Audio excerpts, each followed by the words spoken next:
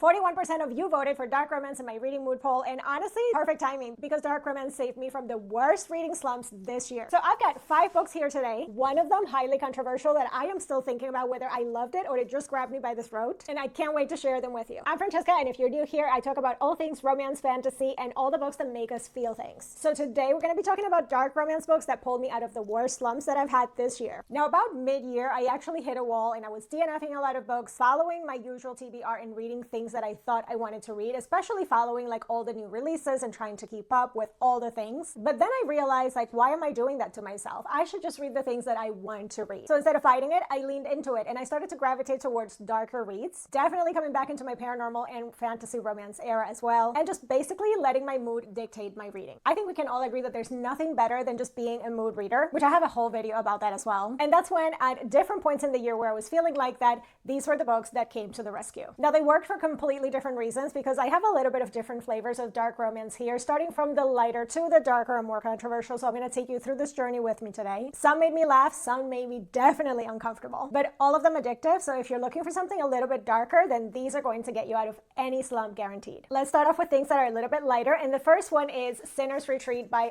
Biel. Now, this is an author that I haven't read before, but a friend of mine on Instagram was reading the second book in the series, which is about boats. I think it's set on a cruise, and I definitely have had a thing for cruises this year, but I wanted to go in order. So I started with the first book, which is about serial killers, and they're going on a retreat for serial killers. I mean, the name of the series should tell you everything you need to know. It's called a slaycation. So basically the premise of this is that our heroine is a serial killer and she's been looking for the serial killer that killed her brother. And she hears that the serial killer is going to be participating in a serial killer retreat. So she decides that she's going to go and find him and try to figure out who he is. Now, on the plane down, she meets this guy and they hit it off. And once she gets to the resort where the serial killer retreat is at, he is actually one of the serial killers there as well. And plot twist, he's the one that killed her brother. It really reminded me that dark romance doesn't have to be all heavy all the time, and the humor was just perfect. I really needed that with the story, and it delivered on all fronts. So if you're looking for a book that's going to help you figure out that dark romance can be fun, our female main character is also a plus-size girl. She's tough. She doesn't apologize for any of it. She's also a badass serial killer herself. And funny enough, the hero in this story is kind of like a nerdy and cinnamon rolly serial killer, which I thought was so great because it was just a different juxtaposition. I really love the concept of serial killers having a retreat, kind of like a convention, and just all getting together because you're also going to meet other serial killers here. And there is a scene with a pineapple in here that you'll just have to read it to believe it. If you read this book, definitely let me know what you thought of that. If you're a fan of Butcher and Blackbird, this is a must read. Going a little bit darker, we have Huntsman by Naima Simone. Now, this is dark mafia and it's a Snow White retelling. If you love your morally gray heroes, but also your morally gray females, then this is going to be a great one for that. Our heroine is a crime family princess and she is on a revenge plot against her aunt because her aunt killed her mother and has now sent an assassin to go after her. Basically, she stole her throne. Now, the legendary assassin that is sent to kill her is also the man that she's been obsessed with for years. It has all of the great things about a mafia romance, but very dark, but also a group of badass females as well. Our heroine embodies all of the female rage. Naima Simone's writing in this is excellent. This is super spicy. Definitely has the right mafia vibe, and also the fact that the hero really does feel like this badass assassin, not just some broody, sort of morally gray hero. We also get some spicy forced proximity. There's capture captive. This is perfect not only for mafia romance fans, but also if you love a darker fairy tale retelling, and especially if you're tired of passive heroines who need to be saved. Now, my next book I was not prepared for because honestly I haven't read this a lot, and this is branded by Saffron A. Kent. Why I say this is not something I see a lot, this is a dark cowboy romance. But not only is it a cowboy romance, it also mixes in an epistolary ex-con with a revenge plot that was so addictive. So our heroine is a college student and she uses a fake identity to write to a prison through the pen pal prison program for a college assignment. Now, they correspond for a while, they finish the project, but they stay corresponding because now she's invested and she has feelings. Until he sends a letter that he's getting out and wants to meet her. And then she realizes that he was also using a fake identity, and he is actually the man that was in jail for attempting to kill her best friend's father. So there's this huge rivalry between the two families, and she used her friend's identity to write the letters. So he actually thinks he was corresponding with the daughter of the man that he was imprisoned to kill. So of course, he's now going to use her to seek his revenge. Now, when I tell you that this one just felt so fresh, I absolutely ate it up. There's kidnapping, there's revenge, there's a forced marriage, a little stabbing too. I mean, I was with this from the beginning and it hooked me immediately. So this one, highly recommend. I think will be a great addition to your TBR. Of course, real talk, it does get a little rough and a little dark. But if you're a fan of pen pal, this was just so well done. You'll definitely want to pick this up. But now continuing on with the female rage as a love language, what you need to pick up is Rage by Myst. This is the first book in the Wildcats series, and I did not even know how much I needed this book. It was so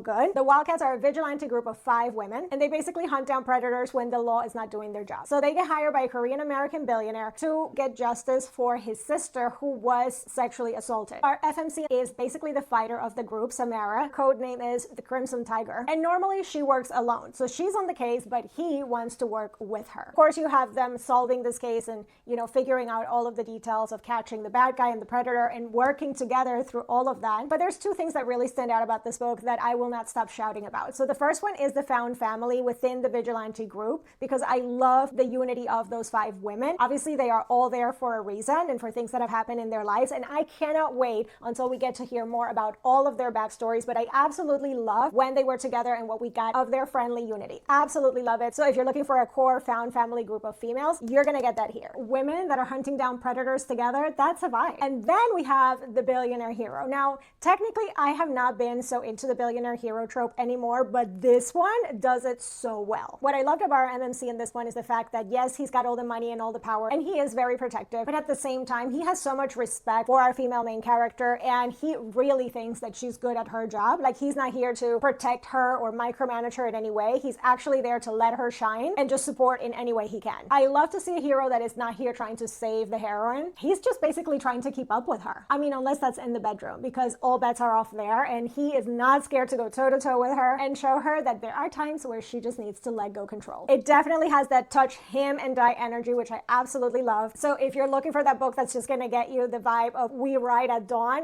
that is the vibe in this book for sure. Plus Dominic, you need to meet this hero and fall absolutely madly head over heels for him. This book is spicy. I actually would say if you love the Mindfuck series by S.T. Abbey, this one needs to be on your list. Now we get to the controversial book. So that is Leave Me Behind by K.M. Moronova. This is a dark military romance. So I wasn't sure how I was going to like that. Everybody's been raving about this author, but it is controversial in multiple ways. I can tell you got me out of a slump, but also I am still conflicted about how I feel. It'll definitely make you uncomfortable. So the premise of this story is that our female main character is the sole survivor of a massacre Black Ops squad, and she gets assigned to the squad that blames her team for their own casualties. Before joining the team, she also has this really hot one-night stand with a guy that she didn't know who he was, but it turns out to be one of her superiors. And basically from the moment that she joins up and they're all trying to get her to just quit and leave, they go on a mission and they end up getting trapped together and just everything goes totally sideways. Now there's many reasons why this definitely got me out of my slump. First one, the competency porn. Our heroine Nell is deadly. The military tactics and all the missions just really felt very immersive and really well written. And we have a really tough FMC going toe to toe with some badass men and not giving an inch. Now our MMC Bones is not a soft man. But what I think really kept me reading through all of this is seeing how Bones is this really rough guy, right? He's not good, but in a way, you also see a lot of the softness and vulnerability underneath. And that's really what kept me hooked and kept me reading. Because don't get it twisted, he can be extremely cruel and just bad. But in many ways, all of that is coming from a place of guilt and survival. The stakes felt extremely real. Lots of betrayals that you're gonna have to go through and get over. Definitely a good, true enemies to lovers. And I cannot tell you, it kept me turning those pages, or I mean, I was listening to the audiobook, so just listening in way past 2 o'clock in the morning. But I'm gonna be real with you, this does get very dark. Like when we talk about knife play in this book, it's not the romanticized knife play of some other dark romances. This book can feel aggressive and harmful, especially towards our female main character, so check all your trigger warnings. But if you're looking for something that will constantly make you think, like, what am I reading? And just definitely making you uncomfortable as you're reading the book, then definitely pick this up. I think this book also proves that a book can be deeply flawed and still be something that is totally addictive to read and get you out of a reading slump. So definitely, if you want dark military romance that has good military tactics, not just the uniforms, that has super high stakes and morally great characters that have to make some impossible decisions, then this is going to be the one for you. And so those are 5 dark romance books that pulled me out of a reading slump this this year. But I think the most important thing is that overall what I learned is that I need to stop fighting my reading mood. If you want dark, lean into dark. If you want funny, lean into funny. And if you want paranormal, lean into that. Like, don't worry about what you should be reading, what's the popular book, what's the new release. Give yourself permission to read the things that sound good and discovering a hidden gem. Remember, your TBR doesn't have to make sense to anyone but you. So let me know which one of these you're going to be adding to your TBR, or if you've read any of the books that I talked about, leave me a comment and let me know if there's any dark romance books that saved you from a reading slump, because I am always looking to add more books to my list. If you want more recs like this, don't forget to subscribe to the channel and hit that bell notification so you don't miss any of our videos, and also like this video so that I know I need to make more videos like it. But for now, that is all I have for you guys today. I will see you in the next video. Bye!